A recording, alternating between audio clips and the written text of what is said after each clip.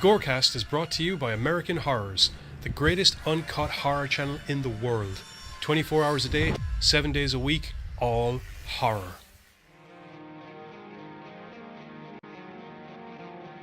As well as the station of decapitation without your head. America's longest running horror channel, www.withoutyourhead.com.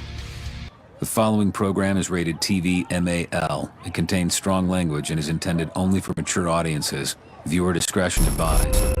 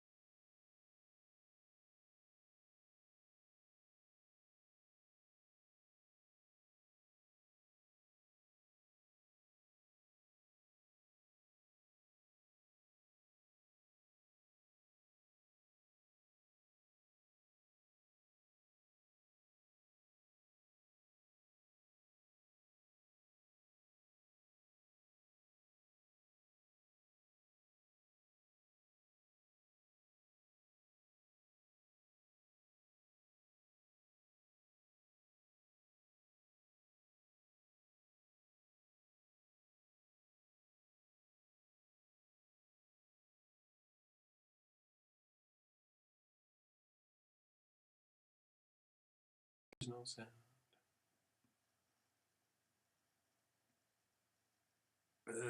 Oh, there we go. Can you hear us now? Yeah, they can. I don't know what happened there. That took... Internet tried to fuck us. Ooh, and then you see we make the camera look better. Hello. That was like blurry too sharp. There we go. Whew. Okay, and we just need to move this down. Ah, there we go. Finally. What's up, GoreCasters? Welcome back here to the GoreCast on Sunday with myself and the guys. Sorry about that. Everything crashed when we went live. Because we were actually prepared for once, therefore the internet decided, no! We were will overprepared. not let you do stuff. We were overprepared. This is what happens. This is what happens. Yeah, we should just like crash it all. This is what happens. At least we didn't have to start the stream from scratch again. Yeah, that could have been bad. It could have been annoying anyway. Okay, so welcome to the show. This week we're going to prove why education sucks and school is actually a terrifying fucking place to be, regardless of whether or not you're in a horror film or not. Well, it's true. I'm not disagreeing with you. Although it is an ideal place to learn one very important thing about... This is what happens. It is the ideal place to learn one very important thing about life, and that is that, to be perfectly honest, life is just a case of prey and predators, and if you're not a predator, you're going to be prey and get eaten, so, wake up and... Okay, will we say hello to everybody that we got so far and get it out of the way? The Midnight Rider, what's going on? Rotted Peach Productions, which is Roddy Pete, what's going on? And over to Facebook, because that fucking app doesn't show me anything from Facebook.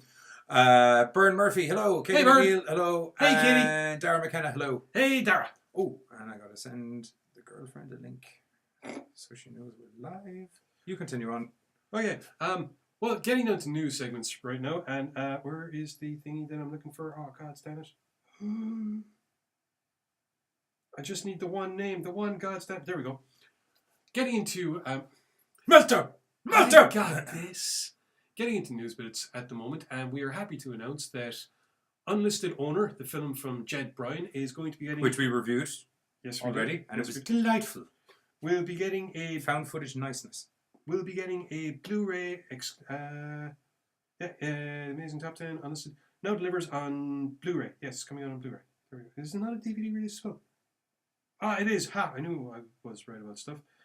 Sorry, I'm reading the press release as I say stuff because I thought it was easy to get, but no, I'm wrong.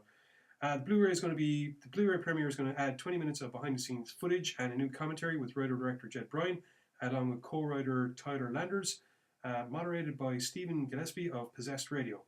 This will be released on April 30th from Amazon.com and other retailers. And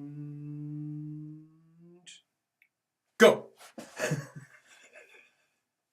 Sorry, I couldn't help myself. Had to happen. let's see. In the statement here, after the amazing run we had with the Unlisted Owner DVD landing in the Amazon top 10, Did very well. I cannot wait for everyone to experience the movie again. This time in high definition. That's a direct quote from the writer-director Jed Bryan, who actually sent us in the press release. I was supposed to do this last week, but I kind of forgot. Sorry. The Blu-ray release gives fans the chance to see some of the movie magic that went into bringing Unlisted Owner to the masses. The movie was actually filmed entirely in southern-eastern Illinois, the town of Summer, by Jed Bryan's production company, Lawford County Productions, and is distributing the Blu-ray release under license from Tomcat Films. Breathe. And breathe. Special features on the Blu-ray include a 1080p HD feature, master audio track, audio commentary, production outtakes, optional English subtitles. English. Optional English subtitles, trailers, single layer BD25 manufactured on demand. You understand that part of the stuff? Well, I wasn't even listening. Sorry, what? Why do I bother fucking talking to you? I was doing the thing that I have to do. Okay. Because Anyway. if you tried to do the social media bit, your tablet will explode. Yes. So, Unlisted Owner is going to be released on Blu-ray. And the Kurgan's here too. Sorry. Hey, Kurgan.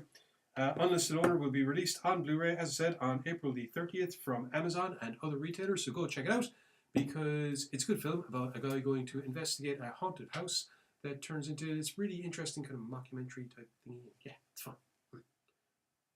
Mockumentary? We call it a mockumentary. It's a documentary. It's dark. It's good. Yeah. Next, there was something you said you wouldn't discuss with me till air or something. Or was that last week? What was it? What was the other bit of news? There was something. I got a few bits of news. Yeah. There was one bit of news that I started to talk about and you were like, save it for air. Yeah, but that was like 20, 30, maybe an hour ago. I can't remember that. Well, okay, we'll go through the rest of the news. We'll just take it bit by bit. Little by little. Here we go. Okay, the film Flay has recently won its court battle against, was it Sony? Sony. Yeah, Sony's... The people who copyright flag themselves on YouTube. Just to clarify. Continue. Yeah. Their film Slenderman was coming out, and the film called Flay was made in 2017 by... Oh no, what do I always... Some guy. Shut up. I got this. Eric Pham. There we go. What's up, fam? We could actually interview him. Okay. Just think, you know. Yeah, Sony I'd basically... like to see the movie first. Sony basically wanted to block the release of the film, but they decided the courts basically got them to bow this April. Where is it now? An independent production company has successfully sued Sony over their attempts to stop the movie from being released, has not only won the case, but set a release date for the title. The film was originally due for release in 2017, tells of a young woman who goes up against a malevolent, faceless spirit. Sony claimed Fame Factory's film was a rip-off of the Slenderman. Sony claimed Fame Factory's film was a rip-off of the Slenderman legend, which the studio believed they had exclusive rights to, because, you know, people can get exclusive rights to. We made a movie about it. We own the creepypasta. Nope. Anyway, as a result of the messy legal tangle, writer and producer Eric Pham opted not to release the film until he met the studio in court. Sony, whose Slenderman movie was coming up for release, argued that Fame Factory's Flay character... They were probably arguing that the movie was better than their one, because their one was terrible. I know. Well, at the moment they were... Or for people working in Sony France, terrible. They were arguing that the character was too similar to Slenderman and Slenderman movie, which was released in August 2018. From Eric Pham, I'm now very happy to say that we have obtained a favourable resolution of this lawsuit and finally have the legal rights to release our feature film. So the film itself is set to be released on April 2nd, 2019. Yeah. Stars Violet Bean and A. Michael Baldwin. Not just A. Michael Baldwin, but A. Michael Baldwin. As part of the settlement agreement, Fame Factory has to include a disclaimer on advertising material, trailers, and the movie itself attached to the new poster basically saying that it's not Slenderman because this film could actually be good, as opposed to Slenderman. What? Done with all the reading. No, there's other stories if you want to keep going. Or Yeah. No, we're good. Just a lot of reading. Do you want me to try and remember this stuff off the top of my head and probably get it wrong? Semi, actually. Semi get it? You Like semi off the top of your head, and then if you get stuck on facts. Okay. 20 years He later. didn't tell me any of the news bits, so I don't know what's going 20 on. years later, after the release of The Ring, director Oh, I know this. Hideo Nakata has returned to release a film called Sadako, which looks to revitalise the franchise by updating things a little bit, mainly revolving around a YouTuber by the name of Kazumo Akagawa, who is going to be played by Hiro Shimizu. There we go. The film is going to revolve around basically... Psychological counselor gets involved with some kids, one of which is a YouTuber who decides to go investigating the old legend of Sadako, which invariably leads to terrible things, as I'd imagine that using YouTube to spread the chick from The Ring is just going to go all kinds of horribly viral, and to be perfectly honest, I really look forward to it. Let's see, do we have a release? Isn't that what happened in the... Isn't that what happened in the last Ring? The one that has your man from... The internet's hadn't been invented yet. No, there was a Ring out like a year or two ago. It had your man from... Was it American? Yes. It had your man from... Who cares? It was American. Big Bang Theory in it. Who cares? It was American. It doesn't count. Yeah, I know, but what I'm saying is, that sounds American. If memory serves me correctly, that was what it got online. Good. Then it means that the original creator of a Japanese work of horror art has decided to turn around and rip off the guys that ripped him off. Or were they copy and pasting? They were making duplicates of the DVD. That was it. They were making duplicates of the movie and finding a way to beat the curse by transferring, just keeping the curse rotating, and then there was a rotation of people. Wasn't that what they did in the original movie anyway? No. You had to survive it by making a dub and making someone else watch it? No, but this was doing it on mass production. Like hundreds of people were getting haunted by her all into. Well, look, in any case, the new film is... Do we have a release date? We don't. I think it's only after going into production. It's only announced. There isn't even a trailer yet. No, there's a trailer. Okay, there's a trailer. Yep. But They need to stop. Yeah. who needs to stop? I'm looking. The Americans need to stop. Yes, absolutely. The Japanese, No, the trailer doesn't actually look great. Doesn't it? No. All right. Myself and him were talking about this last night. It's not the same guy that thought Captain Marvel was shit, was it? No. Okay. Because, personally, I thought Captain Marvel was actually really good. Last but not least, what? Nothing. Crap. Get back. Why are you... Another co-host messaging me in the middle of doing a show because apparently he decides now is the time to send me on music for Wednesday. Hi, Trevor. He's He's already watching. There's a new Doom film, everybody. Doom Annihilation is set to get released on DVD. As in the video game? As in the old cool video game. There's a new film. As in the one that had a movie with The Rock in it? That too? No, another one. Oh. Is there another one? No, there isn't. Oh, okay. The all-new film builds upon the legacy of the franchise, whose origins derive from the popular first-person shooter video game franchise. That's a pretty piss-poor interpretation. Anyway, the film titled Doom Annihilation is going to be set for release in the fall, which means autumn, of 2099. It's set as an intense, action-packed, all-new installment, which follows a bunch of Space Marines as they go up to Mars after receiving distress calls, which no doubt leads to the usual bit of, oh my god, they're all demons, kill them and let's try not to die. Hey, they don't look like humans. Not all of them, no. Not all of them. Some of them do, but not really. Some of them look very zombie-ish. They're pretty mutated. Yeah. You get zombies. Hmm. They're space zombies, but it's like a different kind of zombie. Yeah. In any case, I'm actually kind of looking forward to it because the first Doom film was fun. I loved it. I like that first person bit. I don't give a shit what anybody says. I thought that was brilliant. I thought that was really well done. I liked it. They did it before that movie that did it. Hardcore Henry. Hardcore Henry, yeah. Well, there's been other things that have done. Anyway, yes, you're right. They did it before that film, Hardcore Henry. Yeah, well done. Good God Almighty. What other news bits do we have? That's it. That's all the news Okay. to do. Holy moly. Okay, perfect. Okay, so moving on. We, this week for a team, decided we were going to go with the dangers of higher education. So we picked some tasty cinematic treats for you that all revolve around how school is a death trap Fuck yeah. in some aspect or another. Yeah. If it's not people you bullied in school coming back and having a wobbler like the film we're about to talk about next, it's crazy scientists and doctors and teachers getting together to try and make the perfect student. Or the Slaughterhouse Rules, or some crazy mad Fracking. It's just a fracking mess. Is It what is. it is. I love the fact It's a that they were- cluster frack. Yeah. A total cluster frack. Fractor club. No. And it's actually, unless you watch the trailer, it's another very good misleading film because you do up for quite some time think it's going to go one direction, and then not the band by the way, because Like the gods. but that was me thanking the gods, not me going right. one direction. Okay. Just to clarify. Just to clarify. Okay. They'll never know. Yeah, fracking clusterfuck. Anyway, we'll move on with the first movie, which is 1986's Slaughterhouse. No, sorry, not Slaughterhouse Rules. Slaughter High. Sorry, there's two Slaughter titles, and I keep getting it. They're very similar. They both go Slaughter H. Did Okay. you get me? All right. Shut up, kids. Okay.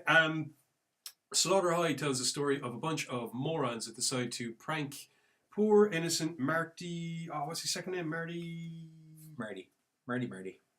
Renson. There we go. Basically, the film opens up with an elaborate prank being played on Marty Renson as it's April Fool's Day, It's a pretty decent prank now. and the idiot thinks that the school hottie wants to shag him. So she leads him into the girls' Contrary shower. to the fact that he seems to get bullied the whole time, he seems to just keep stumbling for the dumb assery of these typical assholey teenagers. Yeah. You got the hot one, you got the hotter one, you got the jock, the guy who's kind of like the brain box, and then you got not the brain box. You had a You prank. got a load of jocks and cheerleaders, basically. Yeah, pretty much. That's You know, right. a couple of stoners, bunch of meatheads. Yeah. Practical joker. Anyway, they decide to get this guy to strip off naked in the showers, video it, and then start swirling him. Where's the meat? Where's the meat? And then- Where's the meat? Yeah, and then start upside down dunking and swirling him. Yeah. And basically, the first half of this film, more or less, He's mentally torturing this poor Marty. No, I was going to say, plays out like a trauma movie. Oh, okay. It is No. also mentally torturing. Not really. That's just the first 5 or 10 minutes. Yeah. Following on from the prank, while the rest of the students are given detention, Marty goes to try and sort stuff out in the science lab because he's a great big chemist and he's got some competition that he's going in for, I think. Unfortunately, the lads are not too pleased with the fact that they got like extracurricular detention or whatever, and decide to play a further prank on him and attempted murder. Not even kidding. Not even kidding. Not even kidding. It's like at some stage someone should have been like, "Do you not think?" I as I was discussing with my girlfriend while I was watching the movie earlier, I like a ruse as much as the next guy. They're fun, but at some stage when you're like, rigging those gas taps is going to be. Do you not think He that wasn't that's? rigging the gas taps. He was putting something into the fucking nitric acid. Oh, sorry, that was it. Something fucking went crazy anyway, and it's like, do you not think that with the I wouldn't call it a prank as much as murder. Yeah, Is what I'm trying to say, Yeah, guys. I was watching. You know? I was actually watching, going, yeah, pranks, attempted murder. What? I thought it was very interesting. There's No. It'd be funny to get his face melted off. the nitric acid up on the most rickety fracking shelf in the history of rickety shelves. It's kind of like, that is so falling in somebody's face. It's a clusterfuck waiting to happen. Yeah. We're not gonna. That's my. Yes, Battlestar Galactica all around. Yeah. That's a legit thing though, fracking. Yeah, I know. Yeah. Just to clarify. Anyway, like I said, after this attempted murder, all the students are obviously not giving a fuck because it wasn't them that got burnt. really don't care. Like a level of don't care. Like as even when so basically they all move on with their lives. Then they get an invitation to a 10-year high school reunion that they all come back to. I think it was 20 years. 20 years. Sorry, I can't remember. Time went by and they come back for a high school reunion. The reason I'm just jumping onto that bit is to the point that at some stage when they get back to the school during the reunion, until they see the thing that reminds them of Marty, they've all completely forgotten about this guy. And it's kind of like, you think you might remember the dude you murdered. Except for the chick that wakes up from the nightmare about it? Yeah, one nightmare. For all you know, it's a recurring. Is We're it just one? seeing that day. Yeah, okay, one person. No one else. They were. Someone even said when they were in rummaging around the place that they were like, "Oh, I completely forgot about Marty." How do you forget about Marty? You burnt the guy to a fucking crisp. Because sometimes people like It was just a prank, man. No. Pranks are where a guy has to walk around with his hand glued on his fucking ass for 5 hours until someone can get some solution to get it off. Pranks are where someone has no fucking eyebrows for a while and, that goes on. Pranks are where someone wakes up with a stupid face painted on them and you roll them out the... What? Pretty sure Marty had no eyebrows. Yeah, I'm not saying that they just did murder pranks. They did do... Like, as mean as the toilet prank was, it was a pretty good... Like, it hit all the bases. Mental torture a guy, get him fucking nude, make him think that his dreams are coming true and then snatch him away. All of the things that a mean high school pranks want to have. Most importantly, lacking in the one factor that they did move on to eventually, which was just straight up fucking murder. Which Marty decides to pay them back for at the reunion. Because He does. As you can imagine, this is where the movie moves on to. But, interestingly enough, right, even when they get back to the school, which is all decrepit, and they break into the school, it actually takes them a while to realise, you know what? I don't think there's a high school reunion on here, guys. They actually think it was Skip setting them up, and then it turns out everything's all done up. It's like, Skip, you went out, you got us beer. Well done, Skip. Yeah, I got us beer. Yeah. Well done, me. Just to clarify, because I know it sounds like I'm losing my head about this. This is a great fucking movie. It is. This is actually really This is fucking a great fun. fucking movie, but it's some of the... They so just nonchalantly murder a guy.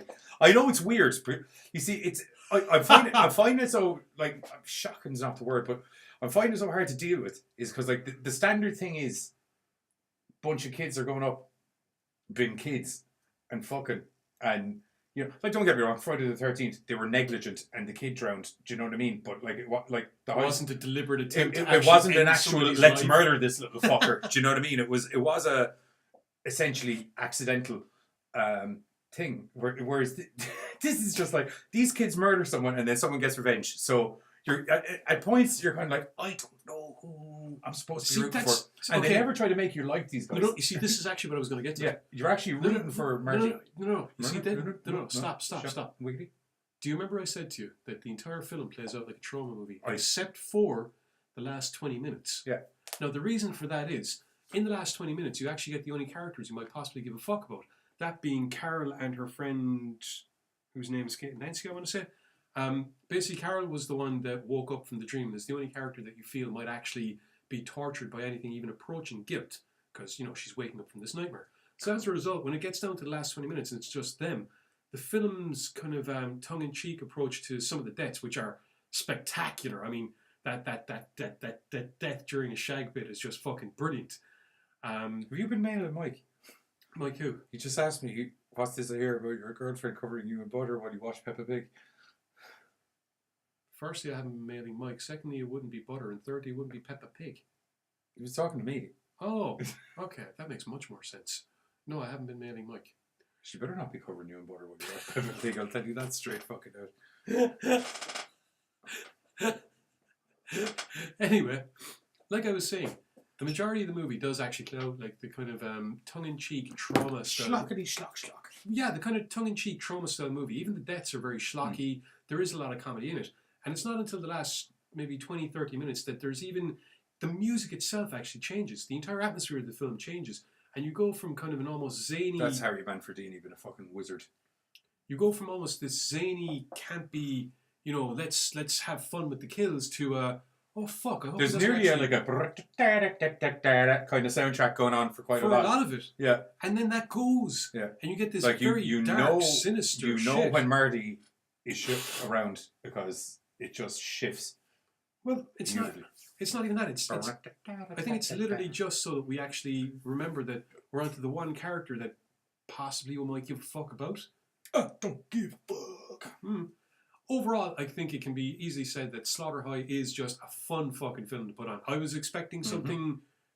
I don't know what I was expecting, but what I got was something fun. I had seen this before. Yeah. Yeah, years ago, and I had forgotten it. And I know piracy is a crime and all that kind of thing, but I didn't upload it, and it's on YouTube. There's a HD quality version on YouTube. If you To be fair, in some cases, things like that are actually preserving movies that can't be found in TV. There's a lot of stuff that has gone out of print, and the only way you can find it is because people have gone along and done things like that on YouTube. Yeah. So if you haven't seen it, go watch it. Yeah, it's it is literally right there. really Literally good right fun. there on YouTube. Yeah, it's definitely a stoner, boozer, fun film. That's the only way to put it. Yeah, we hit a trailer, and then we'll jump into the next movie. We forgot to do the trailer. We got so into the chit chat of that. The chit chat of that. The chit-chat. Oh.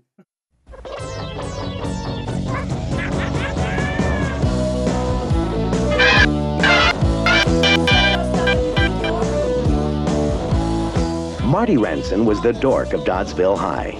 You get undressed in there. His classmates laughed at him, Are you ready? Here's Marty. they tormented him, and then they went too far.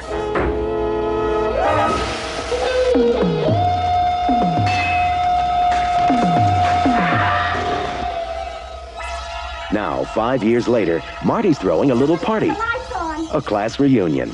Come on, you guys, let's party. They say he still roams the nut house, ever hopeful of that chance to escape, so he can take his evil revenge out on us all. And he's making sure everyone has the time of their life. I feel sick. He's created a romantic atmosphere for rekindling old flames. And a nice place to just hang around. Marty hasn't forgotten a thing. He's giving them a blast from the past they'll never forget. Marty Ranson is still a dork, but tonight he's getting even. Vestron Pictures presents Slaughter High. Now enjoy your dirty tricks.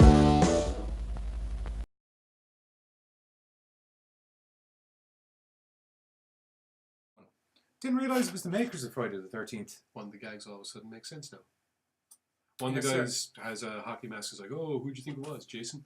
The Night Rider says, sounds like present day kids not giving a fuck unless it happens to them. You mean Regretfully, that's true. And also, oof, that Sadako trailer sucked so bad. Or looks so bad, sorry. Right. Okay. I didn't get that message until a while ago because it blocked it for some reason. The one about sounds like present day kids. It's a weird thing. So I now know that I need to also keep an eye on the... Well, Roddy apparently needs to watch Slaughter High. Yes, you do, Roddy. Yeah, It's fun. yeah. Give me a minute. During the next trailer, I'll hook you up with a thing. Okay, so next movie. Little more current, but not as current. Do you notice there's actually a 10-year gap between all the movies, pretty much? I didn't I realize. did just know, yeah. Yeah.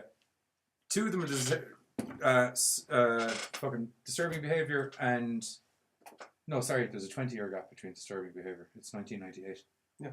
No, 10-year between Slaughter High and Disturbing Behaviour, and 21 between Disturbing Behaviour and Arrest. Nice little generation gap of movies. Yes. Yeah. I like when people do Time those. travelling without a DeLorean. You most certainly need to watch Slaughter High, by the way, just to yet again reiterate. Right, so next movie up is we did have another kind of lineup of the movies initially, and then this trailer just came on.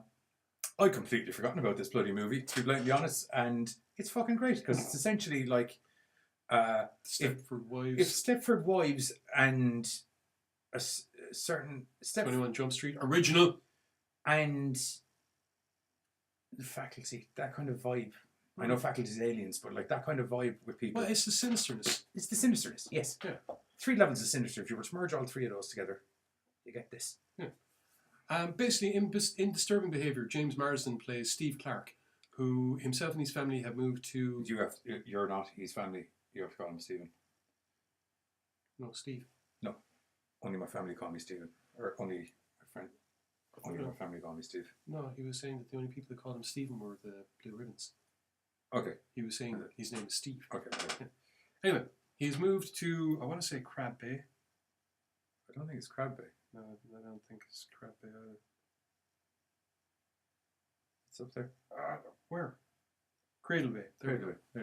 They've moved to picturesque Cradle Bay away from Detroit after the tragic suicide, it turns out, although you can't really see it unless it's in director's cut. You can kind of figure out ish from the movie. It's that kind of... Yeah. Anyway, after the suicide of his brother, they decide to basically up and move 8 months later to start a whole new life. Mm-hmm.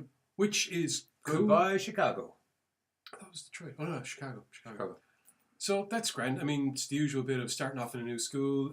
He immediately meets up with Gavin, who gives him the lowdown on exactly what the different groups are. I have to say, I love that scene. It's where he brilliant. does the breakdown of the tribes.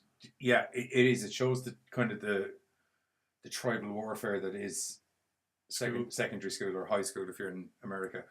So I was kind of watching it going, I wonder which group I would have fit it. Yeah, no, I'm not really big into engines, but I do like their music and I do like the science, but I'm not that much of a nerd.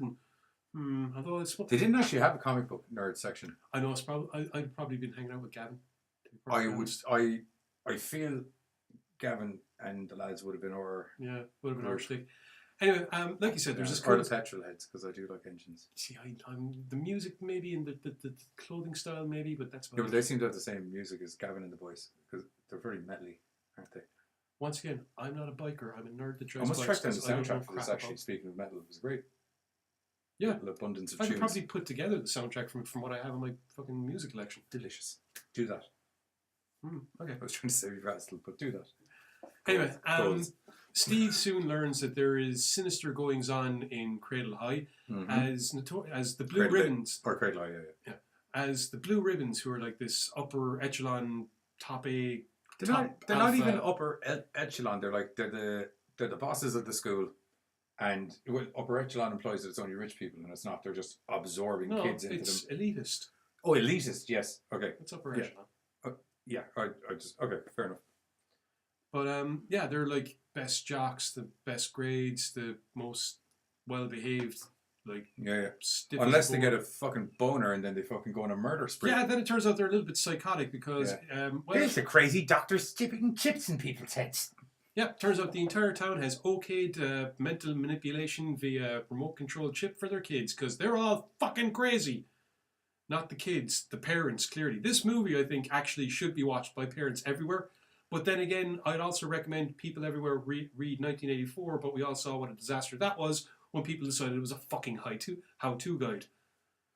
I'm worried that, parents would probably see disturbing behavior and actually think that's a good fucking idea for their kids. I can't control my kids. I'm going to chip them rather than learning to talk to them and remembering what it was like when you were a fucking kid. Tell you something straight out now. You're going to have to get a chip in me first. They're already on their way to doing this kind of crap. Not me, buddy. Things begin to break down when Steve and Gavin and what's the chick's name? Rachel. There we go. Yeah. Come under increasing stress from the Blue Ribbons. The filth of Cradle Bay. Richfield. Richfield. Richfield? Yeah. Who? I thought that's what they were calling Rachel. Richfield or something. No, just Rich trash. No, just. Oh no, they were the She's the trash of Cradle Bay. Rich trash. No, he didn't say rich trash. I thought he was always saying rich trash. No. Does she look like she's rich? She might just, No, it's just the trash. her clothes. She's the trash of Cradle. Anyway, they find themselves. You said Cradle Bay there. They find themselves. Gavin firstly finds himself trying to prove this conspiracy theory because he saw some pretty horrific shit, and no one's believing him. And then once Steve starts twigging onto the fact there is a little bit of the old Stepford vibe going on, and there is mental breakdowns with that chick that's tutoring his sister that decides that he's hot and then can't handle it and snaps like a dry and brittle twig. Yeah. This film, it's on a scientific level, it's a great invention. Except that he decides to test run it on teenagers, and the one flaw is that if any stimulus to the pituitary gland, the exact words I think were anytime they get a boner, he tries to go out there and murder them with it. Yeah, anytime one of these kids try. I was trying to be a little more technical about it. Any sort of stimulus to the pituitary gland, which is pretty fucking active in teenagers, and 30-somethings, drives them fucking mental. And as you described. Yeah, essentially, anytime one of them gets a boner, he goes on a fucking murdering spree. As is seen several occasions with Chug. Yeah, he pretty much tries to rape Rachel at one point. He tries to rape Rachel at one point. He murders 2 fucking skater guys inside in a He's supermarket. man, like proper fucking Rips a septum ring clean out of a guy's fucking throws nose. one dude clean across the fucking aisle. That's pretty. Just see body. Whoo! Yep. Unbelievable. Yeah. It's great. So loads of that. And people getting absorbed in. Yeah. Disturbing Behaviour does a fantastic job of playing off the paranoia that goes with A, going to a new school, and B, trying to figure out your own surroundings. Yeah. Especially in an environment which seems to be garnered towards, that kind of I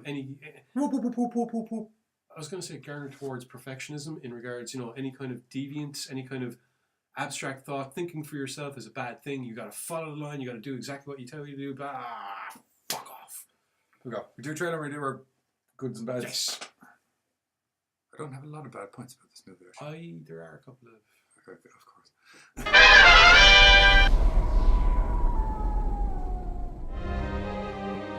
Come sit down. This is Kathy. Hey. Lorna. Chug. You know Robbie. And Dickie. Steven's new to the Bay from Chicago. You hate it here, don't you? It's just different. The kids are... Strange. Hello. Hey. It's like they're always smiling. They're always happy. Kelly Connor said she saw Andy Efkin bite the head off a kitten in a fit of rage. They're brainwashed, lobotomized, programmed. They used to be my friends. Gavin thinks some sinister force is taking over the Cradle Bay meatheads. A sinister force? Now, with every successive kid, we are getting closer and closer to perfection. All in favor? I can't go home. When I get there, they're waiting for me. Don't leave me alone like this! I'm a friend of Gavin's. Is he around? Gavin's a good boy now. Science is God. It's not what you think. I got a couple tiny glitches to iron out. Will you go out with me? No. Wrong. Bad. It's not bad. It's normal. Who's gonna believe you, huh? Your parents? You signed me up for the program?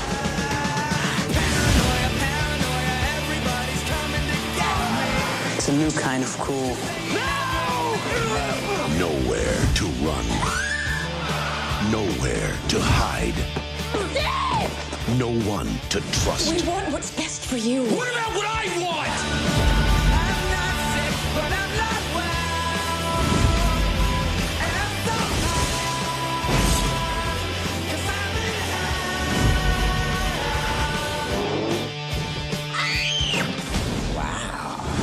Disturbing behavior. And we're back. Yes, Roddy. This is a really good movie. Yes, it is. We watched the theatrical release of it, which is what most people have seen. Yep. However, there are several deleted scenes. In fact, when the film first came out, director, was it writer-director or just director? Yeah. Director David Nutter of X-Files fame actually did a director's cut, which actually did a director's cut of the movie. MGM took it away and then did several versions which they showed to test audiences and eventually settled on the theatrical version of it. Too dark. Well, it wasn't just that. I mean, Nutter actually, there was so many chops and changes made that Nutter nearly had his name removed from it. Mm-hmm. There are several scenes that were taken out which revolve around character development. There's even scenes, even watching this movie, there were parts where I kind of went, hang on a minute. We jumped a bit. They're all of a sudden magically inside in the sanitarium. Sanitarium. Sorry. Yeah, but they are, they just arrive. Yeah, and all of a sudden, like Steve's Like a sister. Bray Wyatt. We need to get up to that sanitarium quick. Then there's Steve's sister, played by Catherine Isabel, which is all of a sudden, like, there's no comment. She just gets into the truck with a guy that she probably never even met before, the blonde dude. Yeah. I imagine there must have been some kind of comment. Hang on. How did she get away from the parents? Hang on. He got her away from the parents. How? Oh, yeah, he didn't because they pulled her back in the door. I don't know. Many questions. Questions. I do get the getting in the car with the blonde guy, though. because she hasn't met him before, but she's well aware the brother hangs out with him, and she did nearly get absorbed by a bunch of blue ribbons. Maybe, yes. So- My point remains that because of the way the film was cut, there are certain scenes whereby you're kind of looking going, hang on a second. There's also an alternate ending. Now, the film ends, to be honest, it does, I liked it. I thought it was a nice tied up ending. Yeah. Now, And with the little bit of a, we could open a second. Now, the original ending apparently has Gavin confronting them on the ferry, and he goes, yeah, I think he's got a gun. Steve ends up shooting him. Gavin's got a gun. Steve ends up shooting him anyway, and after that, the mind control kind of goes, and no, it's not Steve. He's going to shoot Steve, and it's the blonde dude ends up putting 3 rounds in him, and he comes back to himself. Gavin comes back to himself, slags off your man for needing the 3 rounds to put him down in the first place. Yeah, pretty much. Jokes about never being able to meet Trent Reznor, and then that's it. Dies. So yeah, that was. Yeah, I do like the original ending more. I like that open end. Just that real ominous ending as he writes his name on the board. Well, there's a fan made kind of edited together version with the deleted scenes, and I think with the alternate ending, which is available if people want to go rooting around on the internet and find it. Mike Rydell, why do I feel every time he stares into the camera he's calling me a dick? Who, me? You're right. No, me. Oh, okay. Yeah, all in all, if you haven't seen this, go find it. It's great. Yeah, it is. It is. It's a great watch. Good soundtrack. Yeah, it's a great watch. Really good soundtrack. I'm going to have to rummage it out. Or are you going to assemble it for me? I'm going to rummage it out. Probably fucking easier. We'll do that. Okay, we're going to take a quick American Horrors related ad break, and then we're going to come in with our last movie. So, as is customary on a Sunday after the show, which the time has changed slightly, we're moved up to 9 o'clock now. So it'd be that'll be 3 a.m. GMT and 9 p.m. CST. Myself and Giz are going to be on American Horrors. We're going to be talking about a really, really, really cool Irish horror movie we stumbled across. We were saying we hadn't done any Irish horror on the show in a while. And apart from Hole in the Ground. Actually, apart from Hole in the Ground. The trailer we're about... Actually, we won't describe how we came across the movie, because the trailer actually pretty much reflects how the movie came about our way. But it's on Amazon. So go check it out if you haven't. Not Hole in the Ground. It's Killers Within. I said apart from Hole in the Ground. Yeah. No, but we covered Irish stuff on the podcast. We hadn't done one on the actual show, the TV show. All right. In a while. Okay. Yeah, so we'll do the trailer and then we'll come back and we'll fill in all the... Coming this Sunday on the GoreCast. Okay, so I was thinking, how about we do some Irish horror on the TV show this week, because we haven't done any in a while. Alright, cool. Hang on a second, I'll have a look. Here we go. 2018, Killers Within. With her son being held captive by a criminal gang, police officer Amanda, together with her ex-husband and 3 unlikely allies, take part in a desperate plot to hold a wealthy banker and his family to ransom. Doesn't really sound like a horror, dude, to be honest. But this is no ordinary family. What's that even fucking mean? I don't have an ordinary family.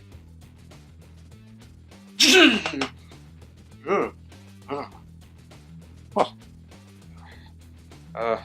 Anyway, yeah, well, I suppose if you want to find out what that actually means, tune into American Horrors this Sunday. Yeah, join myself and the kids this Sunday, 9 p.m. CST, and whatever equates to in GMTs, we're going to be talking about the new Irish horror movie, Killers Within. Well, newish, because it was 2018 and we missed it. Hoo-ha! Hoo-ha!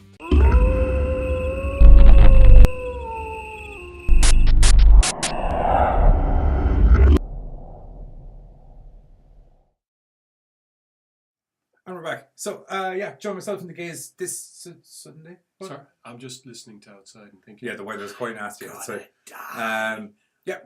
So 3 o'clock GMT, 9 p.m. CST. Myself and Giz are going to be talking all about the awesomeness that is Killers Within. And it truly is, like, really, really good. Really good. Like, totally worth a watch. So, if you happen to be in America and you have Roku and you don't have American Horrors on your Roku lineup, use channel code AMHOR to add American Horrors to your Roku listings, or alternatively watch on www.americanhorrors.com. You good? Yep. Where the channel streams for freezies. You can get all of that kind of thing on it. Right, next movie. Came out last year. We had intended on covering it last year, and then it got into the run of Christmas, and we had 12 million movies. And I was in the middle of trying to write a sock out a storyline in a long and elongated and painful manner. So, it got way longer than I had ever intended that to get. Yep. 2 shorts will have it covered. Bollocks! There's a lot of storyline. Do you know? There's a lot of storyline there in the middle that I didn't fill out. Actually, come to think about it. Anyway, at least I filled it out. And it wasn't like as we were giving out about the last movie, where it's just like, oh, sanitarium. Anyway, last year, Slaughterhouse Rules came out with Simon Pegg, Nick Frost, which are the 2 guys from Shaun of the Dead and Spaced. And Spaced. I love that show, Hot Fuzz, and all of those kind of things. It's actually the film is the first movie to be made by Nick Frost and Simon Pegg's film and TV production studio, Stolen Films. Stolen Pictures? Yes. Stolen Pictures. Yeah. So they're not even directing this or anything. They're literally just acting and probably producing, I'd imagine. It's actually singer-songwriter Crispian Mills directing it. His second film ever. His first film actually had Simon Pegg in it as well. He's in... is he in a band? I don't think so. He just happens to be a singer-songwriter? Yeah, he's like, yeah. Like he's famous as a singer-songwriter? I guess. There's a lot of famous musicians I've never heard of because, I'm isolated and only listen to metal. That's not true. Kind of is. Not necessarily true. Anyway, Slaughterhouse Rules tells the story of a kid that's mom is after getting him into a super hoity-toity private school called Slaughterhouse. Yeah, Don Wallace has basically been packed off the slaughterhouse because his mother thinks it'll be a fantastic way for him to broaden his horizons. You'll be brushing shoulders with future prime ministers and presidents. She doesn't talk posh. I forgot where she's from, to be honest. I was doing more like an advert for Slaughterhouse High. Oh, yes, absolutely appropriate because the film even starts off. I can do a Walter on it if you need me to do a bit more. Walter? Yeah, because he does that with his jacket all the time. Walter. Oh, Walter. Because I was thinking Walter from Slaughterhouse High. I was thinking Walter from refine your child and brush shoulders with future presidents, kings, and prime ministers. Actually, true. It's part of the advert. Once again, it's a new kid in a new school, and once again, this new school has all of its own insanities. Oh yes, from 5th generation. What is it? 5th generation war criminals. Oh my God! Head prefect, Cleggy, that mad German bastard. Yeah, 5th generation war criminal. Oh, that's Cleggy. He's only gouting around. Don is basically Slaughterhouse High. Slaughterhouse? Yeah. Is this very prestigious school where the top of the top go, or send their offspring to go, I guess is the best way of putting it. Yes. Once again, divided up into different categories. This time it's actually houses. Aphrodite House, Sparta House. I love the fact that they got it. This is Sparta line into the movie.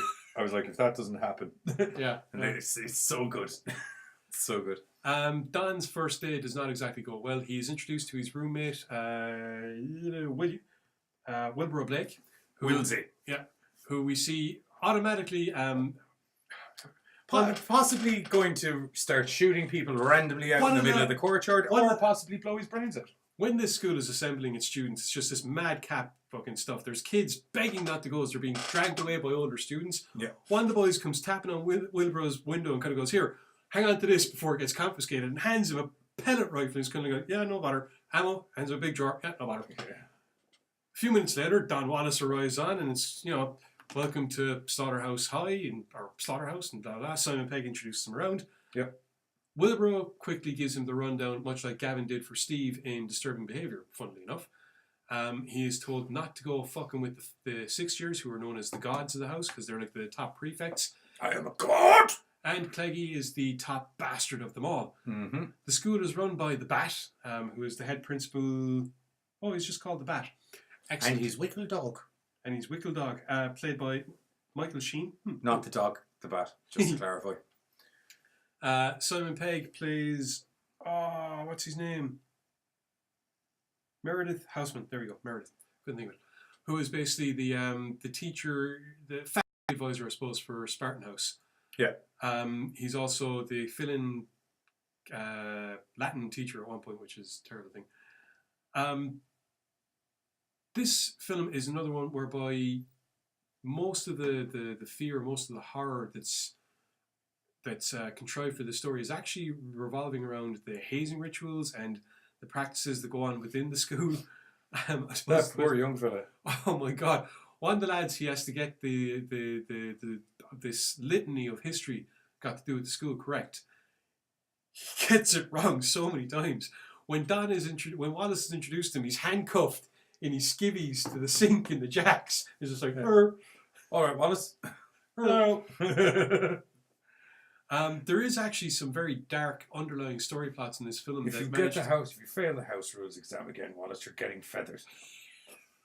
You think it's a joke? It's not a joke.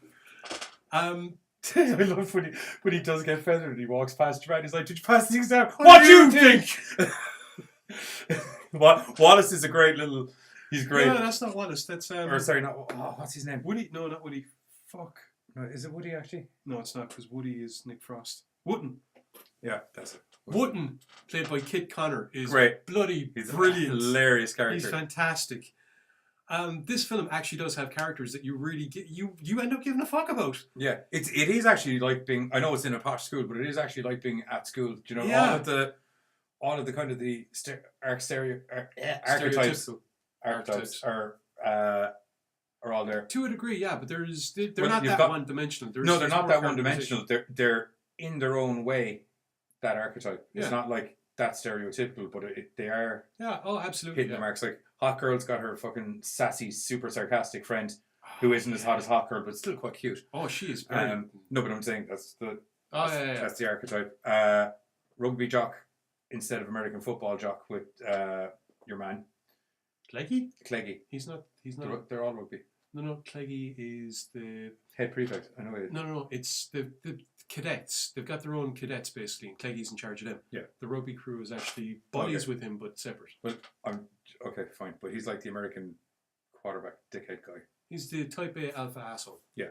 And then all of the War other guys, criminal. Yeah, and then all of the rest of that posse are the ones that follow the alpha type A asshole. Yeah, because that's the way they're the gods. Yeah, they're the gods. Then you have the outsider, which is the new boy. And Sparta House, I suppose. Sparta House are a little bunch of fucking. They're chaos. Take those fucking ears off now. To be fair, well done, Wooden, for rolling a natural 20. Do you have any idea how fucking hard that? I thought that was when I watched brilliant. this movie, I said, "Jesus is going to brilliant. shit himself over that." It wasn't just that. It was just like, I want to summon a dick. Do you have any idea how hard that is? Natural 20 or you're dead. 20, you little bastard. Yeah. And then the whole house goes. It's great. Anyway, outside of all of the entertainment inside of Sparta House, the principal has been letting out the land around to fund the school for a little bit of fracking fun. This film does a fantastic job of pointing out exactly why this is a fucking terrible way of doing anything. Because a massive sinkhole shows up, which they cover up in FBI-like fashion. Or try to. Well, they just lock people away, which is covered up in FBI fashion, which is no go, nothing to see here. It's a little bit harder to cover up the methane leak on the lake, however. Yeah, because if you light a cigarette too close to the lake, woof. Pretty sure there's a Nirvana song about that. I love that. It was like, oh, it's just a little bit of natural gas. Don't worry about it. Natural gas. There was a lake of fire fucking last night. Absolutely great. There are some fantastic lines in this film. Personally, for me, I think one of the best lines in the entire film is, well, scientifically... Can I interrupt you just for 1 second before this eyelash conversation goes any further? I rubbed my eye too hard. My eyelash, which is natural, by the way, people, got stuck in my eyeball, and then I had to flick it out. That's all it is. There's no eyelashes, no eye curlers, none of that. What the fuck? Chat feed. Mad bastards. Guess who? Bird. Yeah. That was actually fucking well done. That was legit. I'm actually very impressed with that. Damn, I'm good. Anyway, like I was saying, this film has some fantastic lines. Me personally, I think the best line in this entire thing for me was, scientifically speaking, we are the square root of fucked. Yeah. That just... We're not going to go into why, because this film builds up... It's a curveball. Yeah, it builds up in a certain way, and you have a certain anticipation, you and then all of a sudden... You actually think you're getting a... For the opening segments, especially during... There's one particular scene with Cleggy where you get this... Is it a disturbing behaviour Stepford Wives kind of movie I'm getting? But then, no, it really fucking isn't. Because I was so confused as to why they were making such a big deal about the fracking when I was like, what's the fracking got to do with the... Unless it's the gas from the fracking. It's the gas from the fracking's making the kids all fucking... I thought it was that kind of thing. No, they're just all mad No. Oh, no. Cleggy's just a dickhead. And no, they're all mad, like fucking. Oh, yes. This film does a fantastic job of illustrating exactly how crazy upper echelon society really is, with their insane fucking rituals and their better than thou attitude. Because let's face it, it's true. Anyway, this film also does a fantastic job of just entertaining the fuck out of you because it's hilarious as hell. Simon Pegg and Nick Frost are as entertaining. They're brilliant. As entertaining. I love Nick Frost's line where he's explaining what a evil maze of death the fucking school is and all of that, and he's like, "Yes, it's just a sinkhole down to an impending pit of doom." How? Who wants to buy some drugs? Brilliant. Absolutely great character. It's great. Man, this film is just, it's, like I said, it's not that long out, so we don't want to go into too much detail about the story It was itself. literally just out before 2019. Yeah. Despite the hilarity, there are actually some very serious, dark moments in the film and some very poignant moments in the film, to be perfectly honest. Yes, there is. Like I said, it also does a fantastic job of illustrating how dangerous fracking is, not just to the environment, but to people. And it explains how dangerous fracking school is in general without fucking crazy fracking related instances going on. Yep. There are a whole hell of a lot of things about this film that are just fucking brilliant. Fracking great. Yes. Fracking brilliant.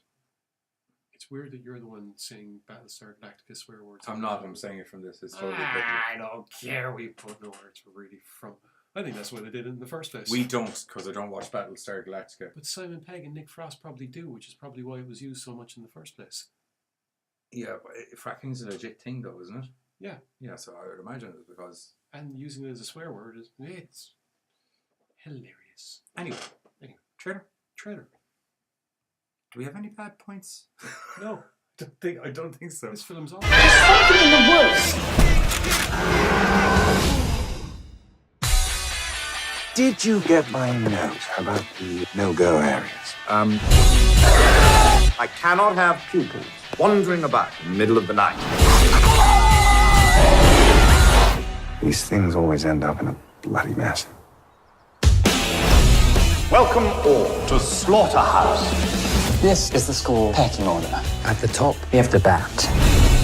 In the middle, Clemsy Lawrence. Watch where you're looking. And then down at the bottom, Wooten. Who's Wooten? That's Wooten. Hello. I'm afraid Mr. Prigg will be unable to teach today or ever again. He died here. Alone. Anyway. There's something in the woods. what the devil? That hole is a gateway, and it leads straight down to hell. Now, who wants to buy some drugs? They just ate half the upper sink. And now we can blow shit up. Language, Wooden! Children! Save yourselves! To the schooner! Hooray! All right, I'm going as fast as I can. You're making me nervous! Seatbelts, everyone. Stop worrying. What they're gonna do? Eat you alive. Delicious. Okay, yeah, so we tiptoed around the hole. There's a monster in the hole. We were trying to be subtle. Yeah, bastards. fucking trailers. This is why Terminator sucked. We're not getting into the Terminator trailer argument again. Okay, so the only bad point I can come up with Slaughterhouse High is they gave away the really good cusp of the story that they could have quite naturally avoided. You know, you could have just had them running away from stuff. Because that, like, I remember we reviewed the trailer in 2018 when we were waiting for the movie to come out. And I'd literally just watched it that one time. So it had gone completely out of my head. So that little scene. I knew there was something, so I wasn't. Yeah, no, I'd completely forgotten about it. So it was a real nice, honest, proper. I was like, oh, monsters. To be honest, I did remember that there was something. It was the rest of the story that took me by surprise. The character development, like I said, those kind of serious moments. Yeah, it's a great coming of age movie. Meets monsters. Yeah, to a degree. Yeah. Go out and see it because it's fucking fun. It's on DVD now, if memory serves me correctly. Mm-hmm. So you should go get it because it's on DVD. Anyway, that's pretty much myself and the kids rounded up. Podcast might be Saturday next week as it's Universal. Well, technically universal, but mostly national. It's National Drinking Day in Ireland. I was just going to say National Drinking Day in Ireland. Plus, we may be Occupado this Sunday, but also because there's no point doing it on Sunday because no one will remember. No viewers. Well, most of our viewers are from Ireland and America, the two big countries that are going to get absolutely wrapped by. Like I said, no one would remember. They'd be like, If I remember correctly, there was a Paddy's Day stream which you don't remember. Was it a Paddy's Day? Which is the one that you don't remember? Siege. When was that? Probably the last one. We have to find that. Talking about this. We have to find that episode. No, we don't. Yeah, we do. No, we don't. No, I have to get outtakes out of that, and I have to do the Paddy Head gif. He told me, Katie, don't worry. Paddy Head gif will happen. Paddy Head? Patty Head. Patty. Get off. Paddy Head gif. Now I can merge two of them together. You're just dodging head pads. Just the gif montage. Oh, she's gone. Yeah, no. No. She has to be up at... Oh, right. She has to be up in like 6 or 7 hours for school or something. Right. Okay, cool. Anyway. We done? Yeah. We're done. Anyway, for myself and the Giz, join us next Sunday where we're going to be... I think we're back to join us next Saturday instead of... Is that next week? Paddy's Day? Yeah. It's the 11th now. Okay. Join us next Saturday where we're going to be covering probably mishmash of movies because we got some cool screeners in as well. Yeah, we did. Actually, probably will just be a mishmash of movies and then we'll do Body Invaders the week after. Yes. Because you're mad to watch that film, aren't you? What, Faculty? Yeah. No, I saw Faculty recently enough. Slither, yeah. I haven't seen Slither in ages. Yeah. I know it's only okay, but it's entertaining okay. Yeah. So, join us next week where we're going to have some new screeners and shizzle like that for you. And other than that, from myself and the Giz, GoreCast out-ish. Your finger's way off.